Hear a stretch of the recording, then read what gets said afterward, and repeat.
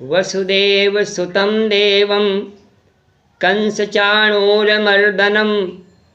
देवकी परमानन्दं कृष्णं वन्दे जगद्गुरुं कृष्णं वन्दे जगद्गुरुं कृष्णं वन्दे जगद्गुरुं।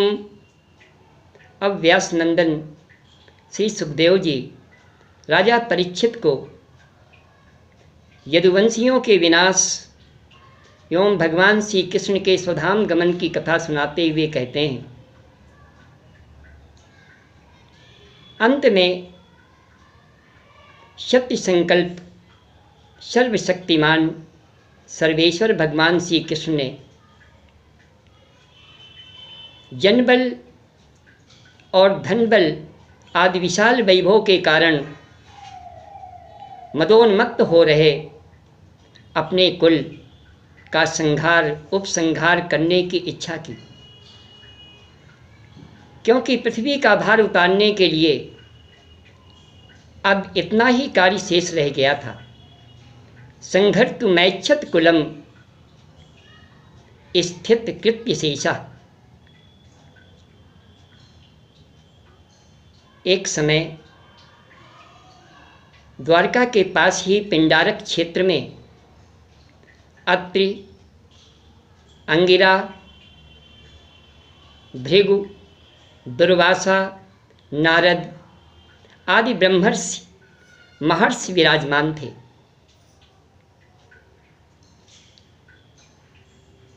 यदुवंश के कुछ उद्दंड बालक खेलते खेलते एक दिन उनके पास पहुंच गए। उन्होंने जाम्बवती नंदन सांब को सांब के पेट में कपड़ा लपेटकर उसे एक परम सुंदरी सगर्भा के रूप में सजाकर उनके समक्ष पेश किया और उनसे पूछा,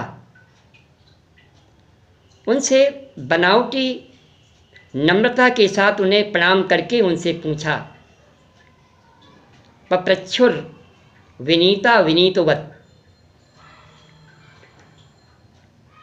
ब्राह्मणों, आप तो परम ज्ञानी हैं, त्रिकालदर्शी हैं, सर्वज्ञ हैं। यह परम सुंदरी आपसे कुछ पूछना चाहती है, किंतु स्वयं पूछने में सकुचा रही है। इसे पुत्र की एक बड़ी अभिलाषा है। आप कृपा करके ये बताइए, या पुत्री जनेगी या पुत्र। वे ब्रह्मर्षि सब कुछ जानते थे, सब समझ गए ये उद्दंड बालक नाटक कर रहे हैं। उन्होंने क्रोध में आकर उन्हें शाप दे दिया। ब्रह्मर्षि बोले, जनयिष्यति ओ मंदा मुसलम कुलनाशनम। यह एक ऐसा मूसल पैदा करेगी जो तुम्हारे कुल का सर्वनाश करने वाला होगा। यह सुनकर यदुवंशी बालक बहुत ही भयभीत हो गए, डर गए। उन्होंने सांब का पेट खोलकर देखा तो वास्तव में वहाँ लोहे का एक मूसल मिला। अत्यंत भयभीत होकर के सभी यदुवंशी बालक महाराज उग्रसेन के पास पहुँचे और उन्होंने सारा वृत्तांत कह सुनाया। महाराज उग्रसेन ने उस लोहे के मूसल को चूरा चूरा कराकर उस चूरे को और लोहे के बचे हुए छोटे टुकड़े को समुद्र में फेंकवा दिया। उस लोहे के छोटे टुकड़े को एक मछली निगल गई और चूरा तरंगों लहरों के साथ बह बहकर समुद्र के किनारे आ लगा और कुछ ही दिनों में एरका नामक घास के रूप में उत्पन्न हो गया। उगाया। उस लोहे के टुकड़े को एक मछली निगल गई। मछली पकड़ने वाले मछुओं ने दूसरी मछलियों के साथ उस मछली को भी पकड़ लिया। उस मछली को जरा नामक व्याध को दे दिया। जरा नामक व्याध ने जब उस मछली के पेट को फाड़ा तो उसमें से लोहे का एक छोटा टुकड़ा मिला, जिसे उसने अपने बाण के अग्रभाग में नोक में लगा लिया।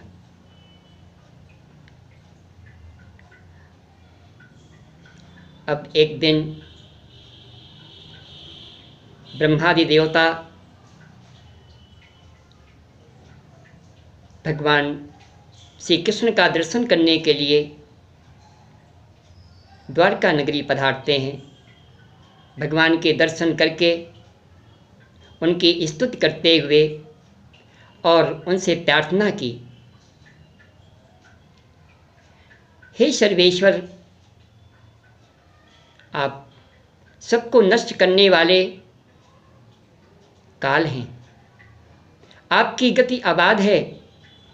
आप इस चराचर जगत के अधीश्वर हैं। आप सर्वशक्तिमान हैं। आप स्वेच्छा से ही शरीर धारण करते हैं। हमने आपसे प्रार्थना की थी पृथ्वी का भार उतारने के लिए, तब आपने अवतार लेकर पृथ्वी का भार उतार दिया। अब हमारा यहाँ कोई ऐसा कार्य शेष नहीं रह गया जिसके कारण आपको यहाँ रहना आवश्यक हो। इसलिए हे वैकुंठनाथ, यदि आप उचित समझें तो आप अपने परम धाम को प्रस्थान करें। तब भगवान श्री कृष्ण ने कहा, ब्रह्मा जी, आप जो कह रहे हैं वैसा मैंने पहले ही तय कर लिया है, किंतु अभी एक कार्य करना शेष रह गया है। वह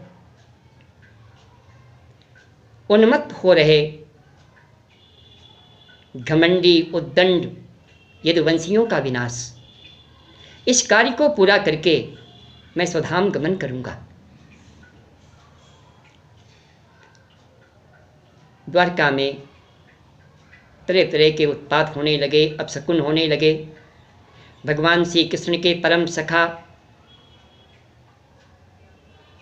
अनन्य भक्त सेवक उद्धव जी परम ज्ञानी थे। वो समझ गए कि अब भगवान इस धराधाम का परित्याग करके स्वधाम गमन करना चाहते हैं। इसलिए उद्धव जी एक दिन भगवान श्री कृष्ण के पास एकांत में पहुँचे और उन्हें प्रणाम करके उनसे प्रार्थना की, भगवान, मैं समझ गया हूँ कि अब आप यदुवंशियों का विनाश करके अपने परम धाम को जाना चाहते हैं, किंतु हे नाथ, आपके बिना मैं एक क्षण तो दूर आधा क्षण भी जीवित नहीं रहूँगा।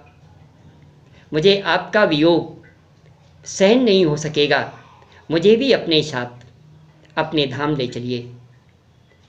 तब भगवान श्री कृष्ण उद्धव जी से कहते हैं, उद्धव,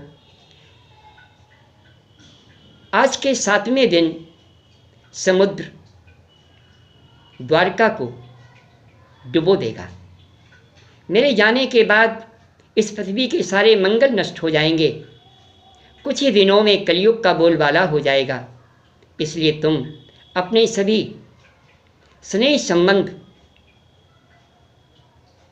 छोड़कर अपना पूरा मन मुझ में लगाकर पृथ्वी में स्वच्छंद विचरण करो।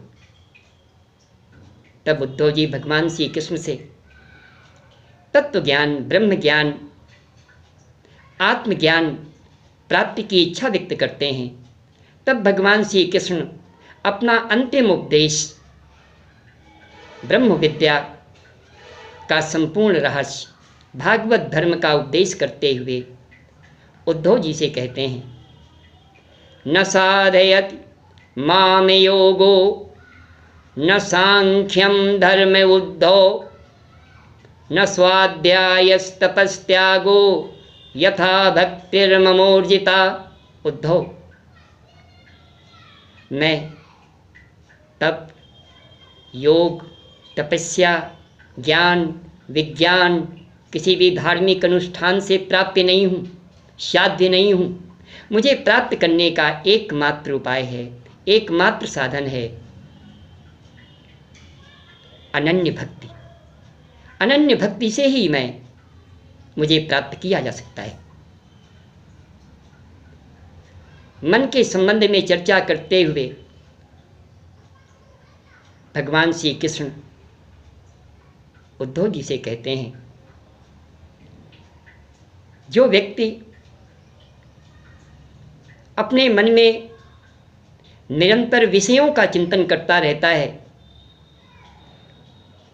उसका मन विषयों में फंस जाता है, और जो मेरा चिंतन करता रहता है उसका मन मुझ में लीन हो जाता है, मुझ में लग जाता है।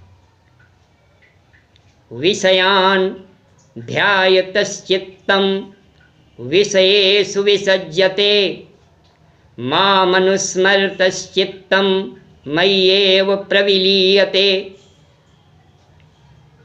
भगवान श्री कृष्ण आगे कहते हैं, तस्माद् सदभिध्यानं यथा स्वप्ने मनोरथं हित्वा मयि समाधत्सु मनोमदभाव भावितम। इसलिए सभी संबंधों को छोड़कर जो कुछ भी दृष्टि गोचर नयन गोचर हो रहा है इस जगत में, वह सब मिथ्या है, स्वप्न है या मनोरथ का राज्य है। मेरे अतिरिक्त उद्धव और कुछ है ही नहीं। इसलिए अपना संपूर्ण मन मुझ में लगा दो। निर्देहमाद्यम सुलभम सुदुर्लभम प्लवम सुकल्पम गुरुकर्णधारम मयानुकूलेन नभस्वतेरितम पुमान् भवाब्धिम न तरेत सात्मः। उद्धव, यह मानव जन्म बड़ा दुर्लभ है। यह मानव जीवन, यह शरीर मुझे प्राप्त करने की एक सुदृढ़ नौका है। इसको प्राप्त करके, गुरु की कृपा प्राप्त करके, मेरी अनुकूलता प्राप्त करके, इन सभी अनुकूलताओं को प्राप्त करके जो व्यक्ति इस संसार सागर से पार न हो सके, आत्म कल्याण न कर सके, आत्म उद्धार न कर सके, उसे आत्महत्यारा ही कहना चाहिए।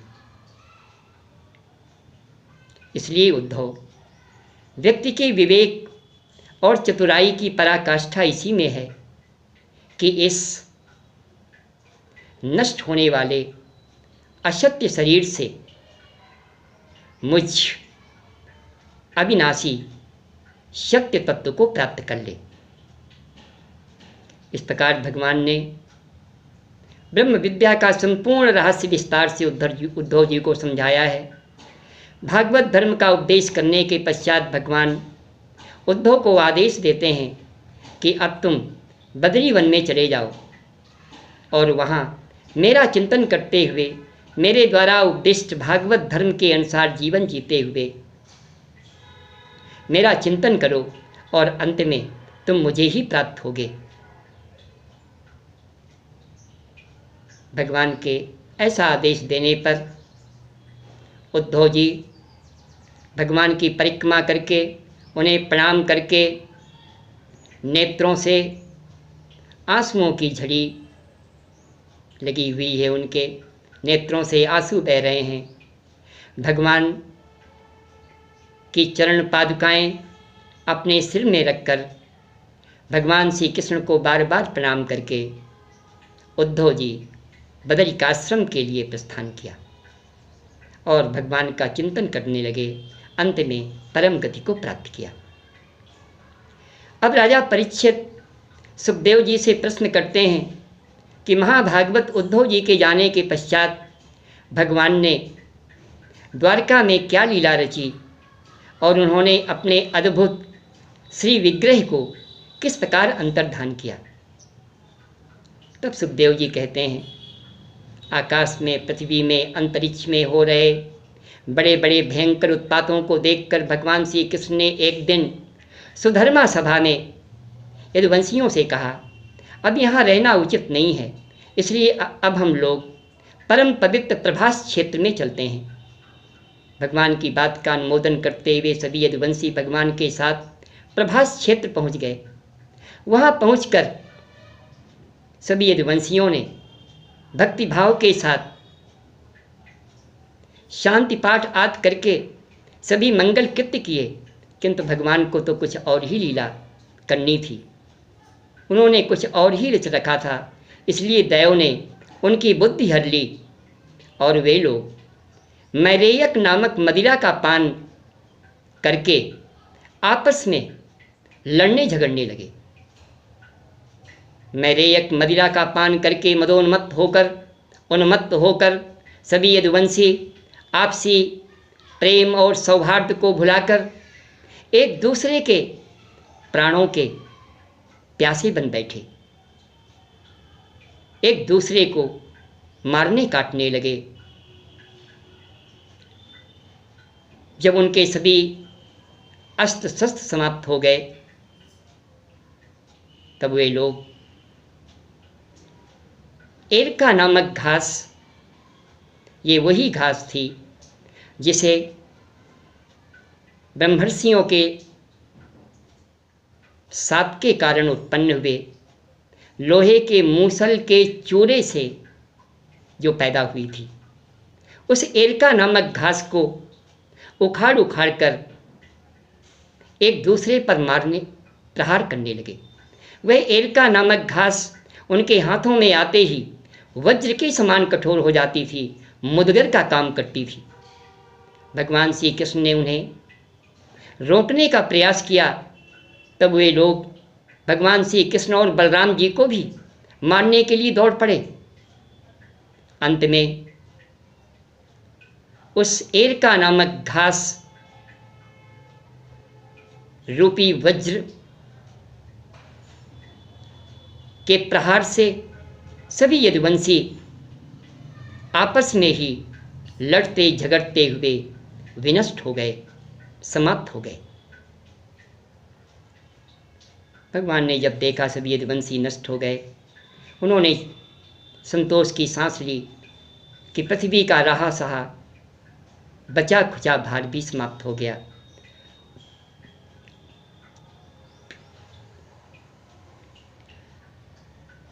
इसके पश्चात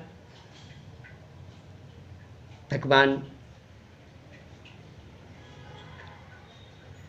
ने जब यदुवंश लीला पूरी कर ली, यदुवंशियों का जब विनाश हो गया, तब बलराम जी वहीं समुद्र तट के किनारे परमात्म चिंतन करते हुए अपने आप को अपने आत्म स्वरूप में स्थिर करके और अपने मनुष्य शरीर को त्याग दिया।